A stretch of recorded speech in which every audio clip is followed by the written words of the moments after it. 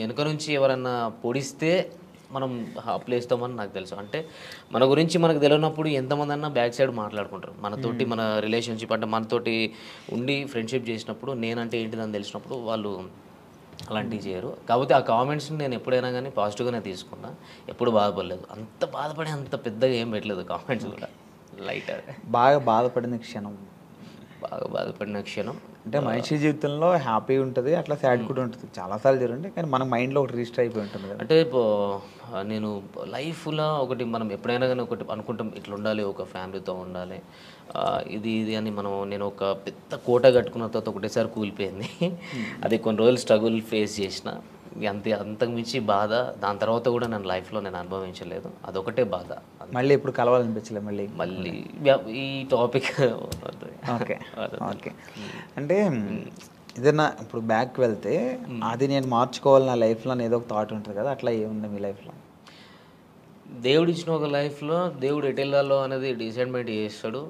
మనకు up and downs అనేది జరుగుతూనే ఉంటుంది. దెబ్బ తాకితేనే మనకు దాని వాల్యూ తెలుస్తుంది. దాన్ని నేను మార్చుకోవాలని అనుకోవట్లేదు. నేను దెబ్బ తినాలి ఎవ్రీ టైం. ఇప్పటికి కూడా నేను ఎప్పుడు స్ట్రైట్గా వెళ్ళాలని లేదు, అప్ అండ్ డౌన్స్ తోటే వెళ్ళాలని నా లైఫ్ అనుకుంటున్నా అంతే.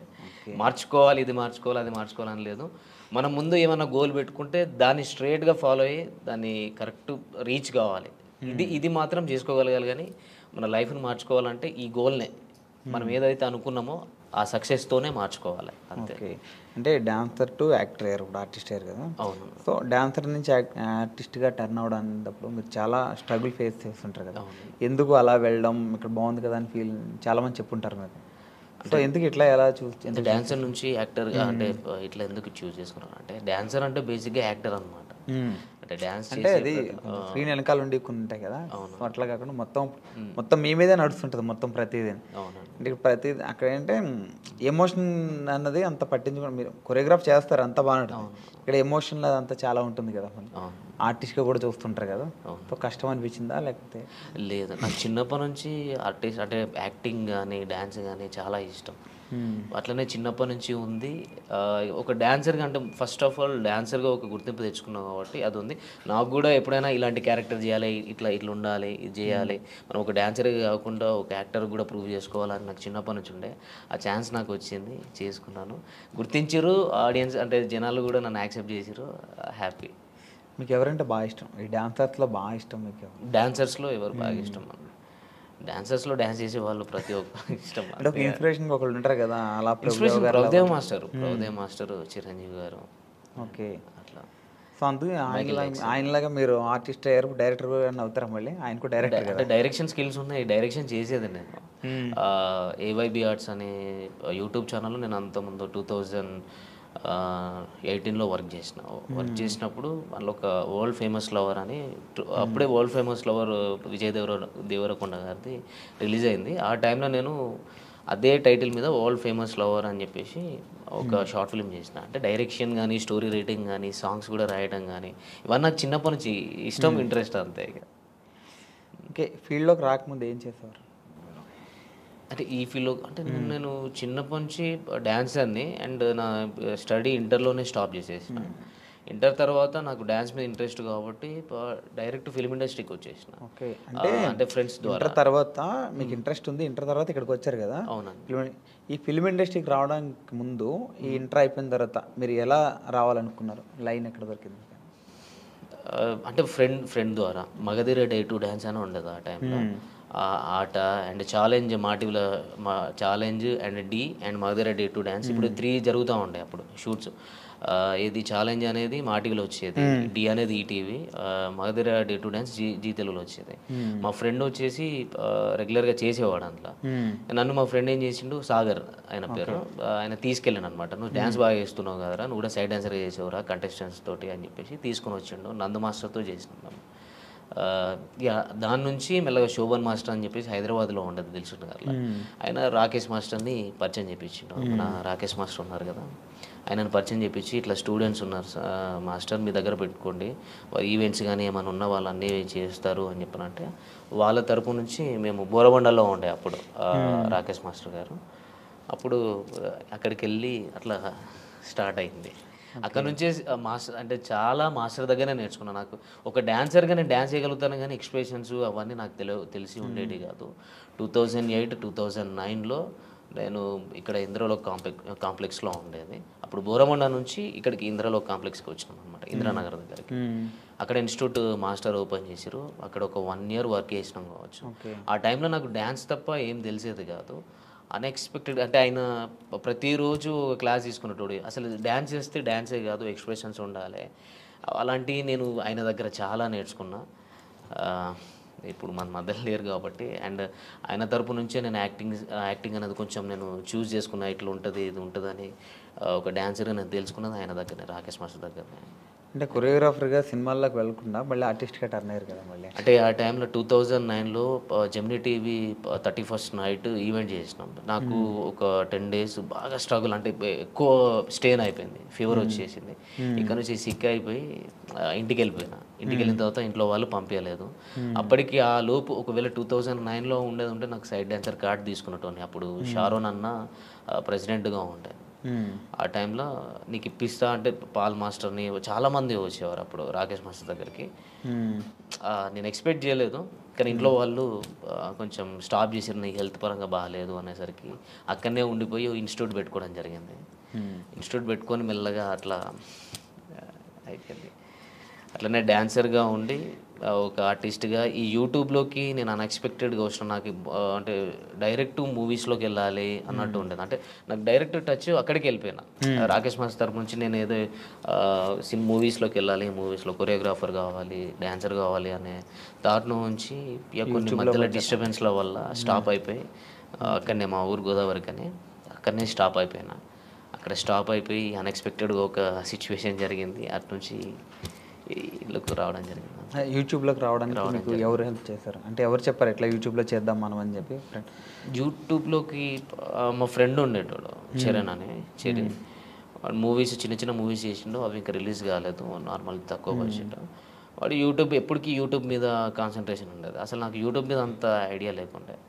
వాడు ఎక్కువ యూట్యూబ్లో ఇది ఉంటుంది అది ఉంటుంది అని కవర్ సాంగ్స్ నాతో చేయించుకున్నాను. అంటే నా మైండ్ అప్పుడు నేను కొంచెం స్ట్రగుల్లో ఉండే, మైండ్ అంటే బాగా డిప్రెషన్లోకి వెళ్ళిపోయి ఉండే. వాడు దాంట్లో నుంచి బయటపెట్టడం కోసం వాడు యూట్యూబ్ అనే ఛానల్ని ఇంట్రడ్యూస్ చేసింది నాకు.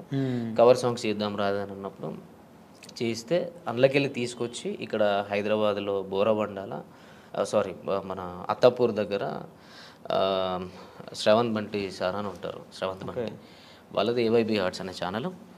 అంటే నేను డిప్రెషన్లో నుంచి బయటికి రావడం కోసం వాడు ఏం చేసిందంటే ఆ ఛానల్ తీసుకెళ్ళి చేపించిండు అన్నట్టు, చేర్పించిండు. అక్కడ వాడు వదిలేసి వెళ్ళిపోయాడు. అరే చేసుకో, ఎందుకనంటే వాడు నా గురించి ఏం చూసినాడంటే నీకు టాలెంట్ ఉంది, నువ్వు అంతా ఇక్కడనే అయిపోవద్దు, నువ్వు ఇక్కడనే ఉంటే చచ్చిపోతావు కావచ్చు అనే రేంజ్లో అంత పిచ్చిగా ఉండటం. వీడు మారిపోవాలంటే వీనికి ఏదో ఒక పని ఉంటే వీడు మారిపోతాడు అన్నట్టు తీసుకుపోయి నన్ను అక్కడ వేసిండు. అక్కడ నాకు డ్యాన్స్ నేర్పిమని సార్ చెప్పారు. ఆర్టిస్టులు వస్తూ ఉంటారు, వాళ్ళకి డ్యాన్స్ చెప్పండి మీరు అని చెప్పి అన్నారు. మంత్లీ ఇంత మీకు పేమెంట్ ఇస్తా అది ఇది అని చెప్పానంటే అది యాక్సెప్ట్ చేసిన. తర్వాత నీ లోపల యాక్టింగ్ స్కిల్స్ ఉన్నాయి టోనీ, నువ్వు కూడా షార్ట్ ఫిల్మ్స్ చేసుకోవచ్చు, వెబ్ సిరీస్ చేద్దాం అది అని అంటే అన్ఎక్స్పెక్టెడ్ సరే ఓకే అన్న ట్రై చేసిన.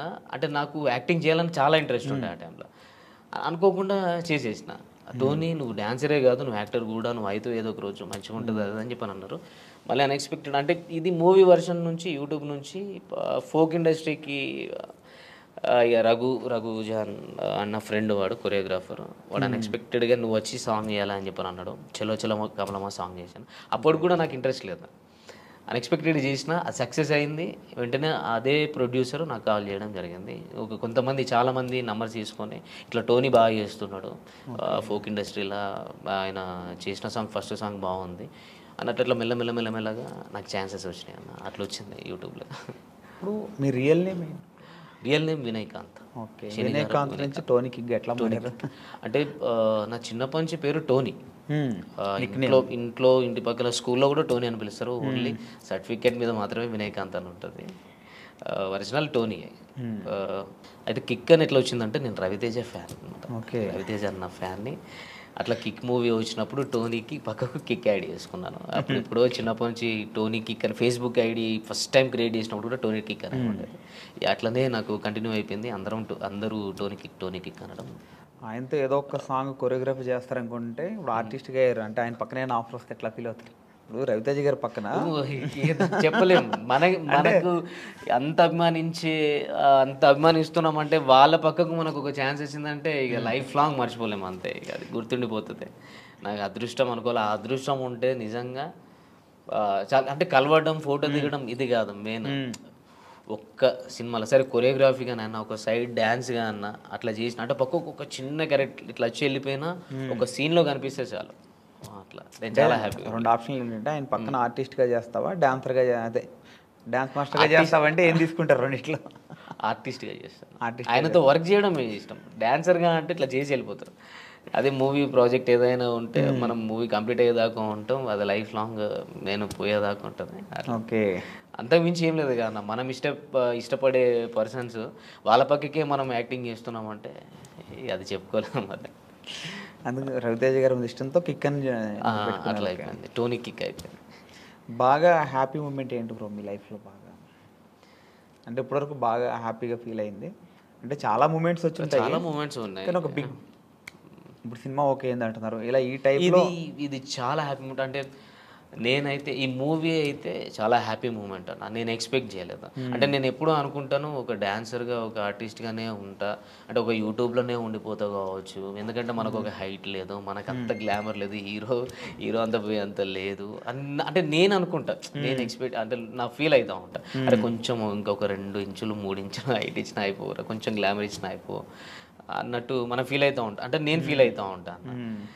కానీ సడన్గా నువ్వే హీరో, నీతోనే ప్రాజెక్ట్ చేస్తున్నాం, ఇన్ని కోట్లు పెట్టి చేస్తున్నాం అని అన్న తర్వాత అది హ్యాపీనెస్గా చెప్పలేంది. నేను ఆ రోజు మాత్రం అగ్రిమెంట్ అయిపోయి అన్నీ కంప్లీట్ అయిపోయినాయి అన్న రోజు నేను ఎక్స్పెక్ట్ చేయలేదు. అసలు ఒక డైనమాలో ఉన్నా.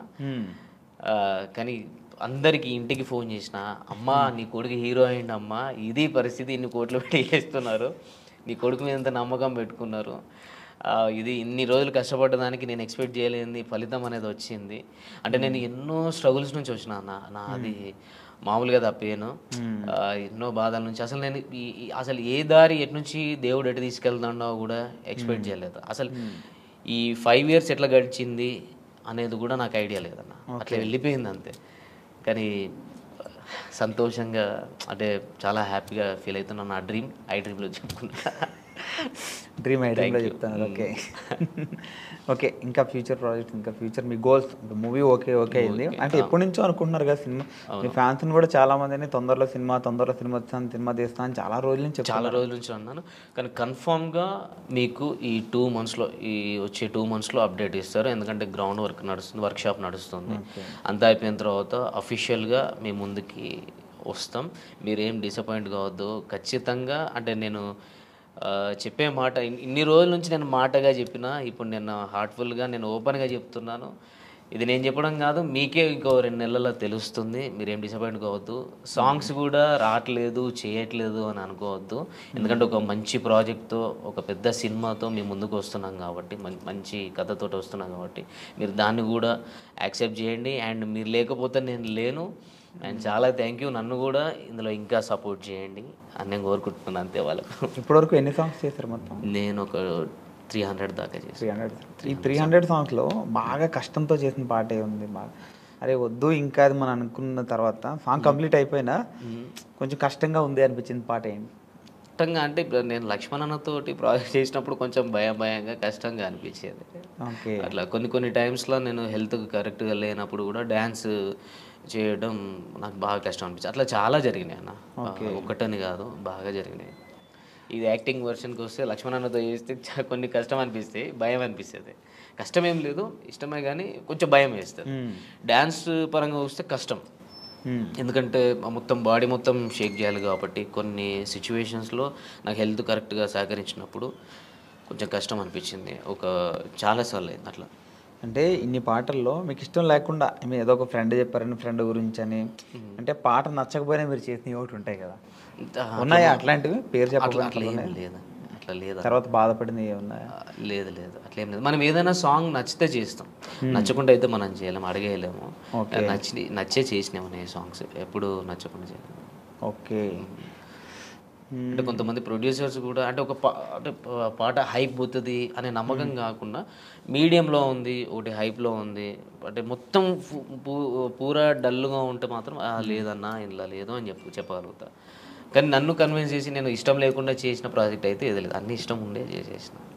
కొంతమంది నెగిటివ్గా కామెంట్లు పెడుతుంటారు, వాంటెడ్లీ కావాలని పెడుతుంటారు. అట్లా వచ్చినప్పుడు ఎలా ఫీల్ అవుతుంది?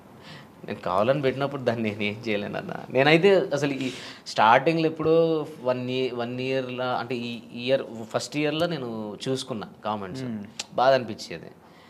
తర్వాత నుంచి అసలు కామెంట్స్ చూడడమే బంద్ చేసిన. తర్వాత మధ్యలో మా ఫ్రెండ్స్ ఇప్పుడు కామెంట్స్ కూడా చూసుకోవాలి, చూసుకుంటే నీ గురించి ఏం నెగిటివ్ ఉందా పాజిటివ్ ఉందా తెలుస్తుంది, దాన్ని నువ్వు క్లియర్ చేసుకోవచ్చు అన్నట్టు కూడా మాట్లాడేది. అట్లా నేను చూసేది. అవన్నీ చూసి ఏమైపోయిందనంటే కామన్ అయిపోయింది నాకు.